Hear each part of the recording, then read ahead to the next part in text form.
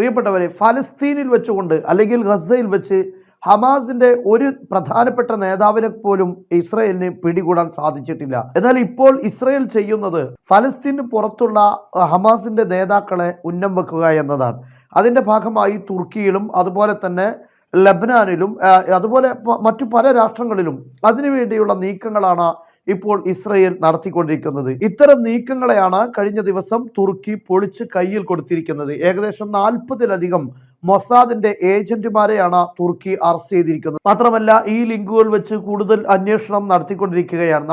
നമുക്കറിയാം ഹമാസിന്റെ വളരെ പ്രധാനപ്പെട്ട അയൺ ഡോമിന്റെ സോഫ്റ്റ്വെയർ പോലും ഹാക്ക് ചെയ്തിരുന്ന ഒരു എഞ്ചിനീയർ, അദ്ദേഹത്തെ പൊക്കാൻ വേണ്ടി മൊസാദ് മലേഷ്യയിലെത്തിയിരുന്നു. എന്നാൽ മലേഷ്യയിൽ നിന്ന് അദ്ദേഹത്തെ പൊക്കുകയും ഒരു പ്രധാനപ്പെട്ട ഒരു ഏരിയയിലേക്ക് കൊണ്ടുപോവുകയും ചെയ്തു.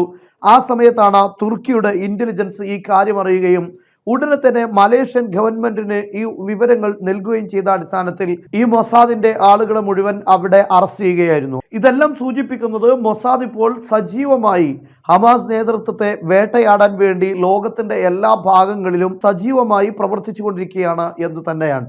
മാത്രമല്ല അതിന്റെ ഭാഗമാണ് ലബനാനിൽ സാലിഹുൽ ഹറൂറിയെ കഴിഞ്ഞ ദിവസം വധിച്ചിരിക്കുന്നത്. പ്രതികാരം ഹമാസിന്റെയും അതുപോലെ ഹൂത്തികളുടെയും ഹിസ്ബുള്ളയുടെയും ഭാഗത്തുനിന്ന് വന്നുകൊണ്ടിരിക്കുന്നു എന്നല്ല, കൂടുതൽ പ്രഹരം ഉണ്ടാകാനുള്ള സാധ്യത മുന്നിൽ കണ്ടുകൊണ്ടാണ് ഏറ്റവും പ്രധാനപ്പെട്ട അമേരിക്കയുടെ വിമാനവാഹിനി കപ്പൽ ഇപ്പോൾ മെഡിറ്ററേനിയൻ കടലിൽ നിന്ന് പിൻവലിച്ചിരിക്കുകയാണ്. കാരണം അവിടെ ആ കപ്പൽ നിൽക്കുന്നത് അമേരിക്കയ്ക്ക് ട്രില്യൺ കണക്കിന് ഡോളറുകൾ നഷ്ടമാകുമെന്ന് അമേരിക്കക്ക് അറിയാം. അതുകൊണ്ട് തന്നെ വളരെ ശ്രദ്ധാപൂർവം വളരെ ദീർഘവീക്ഷണത്തോടു കൂടെയാണ് അമേരിക്ക ഈ കാര്യങ്ങളെല്ലാം കൈകാര്യം ചെയ്തുകൊണ്ടിരിക്കുന്നത്. ഏതായിരുന്നാലും ശക്തമായ തിരിച്ചടി ഉണ്ടാകും ഹിസ്ബുള്ളയുടെ ഭാഗത്തുനിന്ന് എന്നതിൽ യാതൊരു സംശയവുമില്ല. ഹസൻ നസറുള്ള, അതായത് ലബനാനിലെ ഹിസ്ബുള്ളയുടെ നേതാവ് ഹസൻ നസറുള്ള ആ കാര്യം കൃത്യമായി പറഞ്ഞിരിക്കുന്നു. ഒരു നിലയിലുമുള്ള വിട്ടുവീഴ്ചകൾ ഉണ്ടാവുകയില്ല.